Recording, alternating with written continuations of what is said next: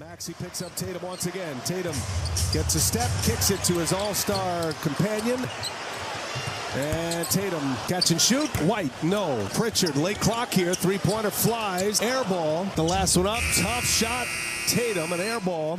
So, you're probably wondering why I'm showing you guys nothing but absolute bricks from this game of the Boston Celtics a little bit earlier in this week. And well, I'm doing this because contrary to what you're looking at right now, the Boston Celtics are easily the most efficient high-volume three-point shooting team in all of basketball this season, and it's not even close. So, say there's a game like this where they can't hit a shot to save their lives. I mean, come on. This team lives and dies by the three-point shot. There's no way they... Well, the Celtics with Dallas coming in here Friday, they're going to go a calendar year. You guys, this Boston Celtics offense, I don't know if we're ever going to see shit like this again.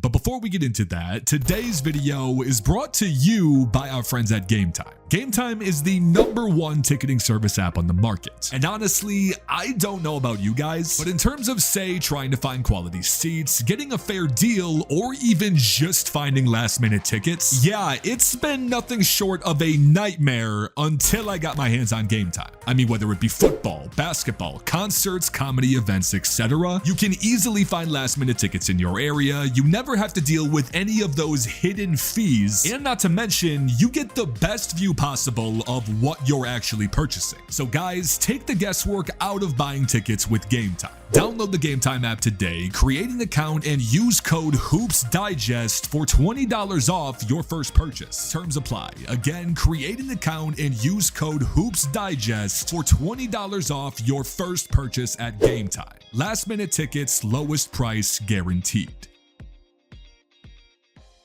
White, little hesitation, spins, kicks it out. Brown back up top.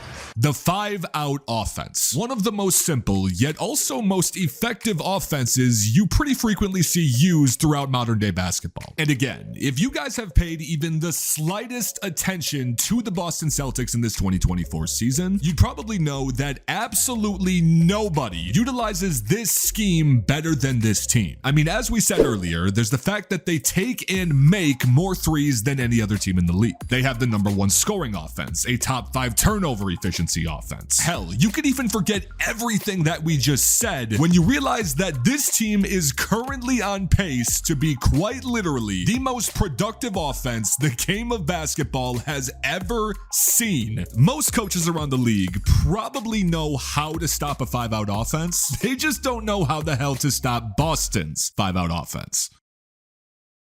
Now, there are many different factors that go into this, and the first one has to be this team's personnel rotations. Now, what exactly do I mean by this? Well, I think it was pretty clear from the jump, at least, that ever since the additions of both Jrue Holiday and Kristaps Porzingis via trade this offseason, that with these two rounding out what is honestly one of the most versatile starting rotations I've seen in my entire life, their overall numbers and efficiency, even just up to this point, has really had even more of a substantial impact on how they operate than I even could have imagined. Just take, for example, literally any given possession in a half-court offense with Boston's starting 5. And sure, even though we do see our fair share of guys on this team, like for example, the Jays, Derrick White, etc., utilizing and even abusing transition opportunities any chance that they see fit, this team, to the surprise of probably nobody, also possesses the second best half-court offense in all of basketball. And I mean, genuinely asking, is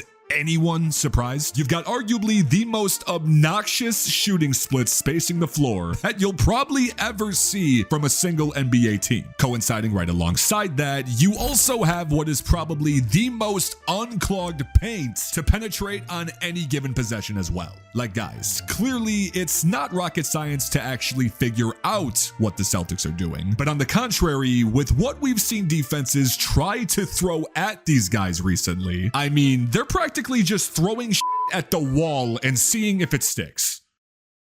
Because obviously, while the Boston Celtics have one of, if not the most effective 5-man rotations, leading off games for them out of anyone in the entire league, what makes this team so unguardable is that whether it's the starters or even the bench units, this scheme is a never-ending cycle. Just take the simple essence of this team's top to bottom three-point threat for an example. I mean, guys, when I said we've never seen a roster constructed quite like this, I 100% mean it. Because whether it's the top of the line and guys like JT, JB, and KP, or even all the way down to the bottom when you're looking at Horford, Hauser, Pritchard, etc., there's pretty much only one man in this entire rotation who isn't a lethal deep threat, and his name is Luke Kornet.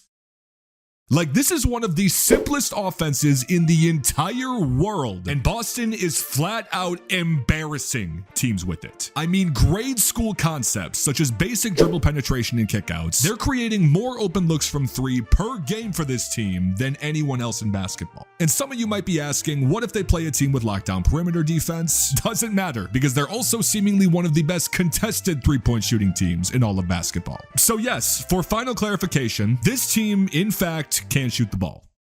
But then, when you tie this video all the way back to how we led things off, what exactly happens when they can't shoot the ball?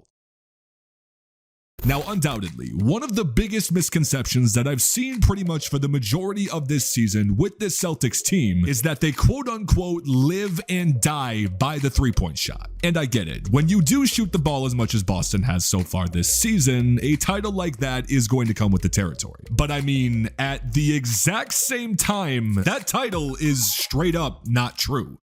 Case in point would be again that game against Philadelphia. Now, typically you don't see defense to this extreme played very often across the league, but if there is one single team as an exception to where you see a level of face guarding the perimeter, it is the Boston Celtics. And I mean, in terms of eliminating the three-point shot, their game plan definitely worked, as the numbers would tell you. But have you guys ever heard of simply just taking what the opposing defense gives you? Because Boston, they also do this better than any other team in the league. One example would be when they actually do take advantage of the consistently open paint we discussed prior. Because this actually caught me pretty off guard when I saw it, but the Celtics drive to the lane less than almost any other team in the NBA right now. However, clearly it seems to be a quality over quantity approach, considering they're also one of the most efficient teams in this regard as well. Then, of course, there's also the concept of hunting out mismatches. And this can be seen at any length of the court, whether it's either JT or JB taking an ISO possession at the top of the key, or even KP, Horford, etc. abusing a post-up down low. Point being in all of this is that this quality over quantity approach that they've been taking, it is a production level that we have never seen before. And if this somehow keeps up with the insane defensive output that we're seeing on the court right alongside it, you guys, there might not be an answer for it, but that's also where I want to hear what you guys have to think of this. So please let me know in the comments. What has surprised you the most from everything you've seen out of the Boston Celtics this season? And if you had to, predict how far you see them making it in the 2024 playoffs. So once again, thank you guys so much for watching. I appreciate y'all more than anything, and I will see you guys in the next video.